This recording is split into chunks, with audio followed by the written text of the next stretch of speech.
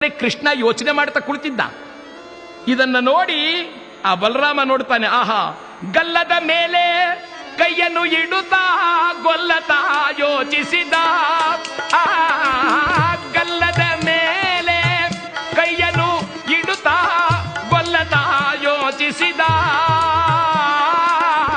ಎಲ್ಲ ಬಲ್ಲವನು ಏನರಿಯದವನಂತೆ, ಎಲ್ಲ ಬಲ್ಲವನು ಏನರಿಯದವನಂತೆ ಸುಮ್ಮನೆ ತಾ ಕುಳಿತ. ಕೃಷ್ಣ ಸುಮ್ಮನೆ ತಾ ಕುಳಿತ.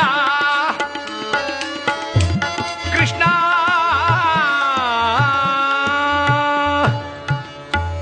ಕೃಷ್ಣ ಯೋಚನೆ ಮಾಡುವುದು ನೋಡಿ ಬಲರಾಮ ಕೇಳಿದ, ಏನಪ್ಪ ಬಹಳ ಯೋಚನೆ ಮಾಡ್ತಾ ಇದೆಯಲ್ಲೋ? ಯೋಚನೆ ಮಾಡಿ ಮಾಡಿ ಮಾಡಿ ಕೌರವರನ್ನೆಲ್ಲ ನಾಶ ಮಾಡಿಬಿಟ್ಟೆ, ಇನ್ನು ಏನು ಯೋಚನೆಯೋ? ಅಣ್ಣ, ಬಹಳ ಬೇಸರವಾಗಿದೆ, ಒಂದು ನಾಟಕ ಆಡೋಣ ಅಂತ ಆಶೆ ಅಣ್ಣ.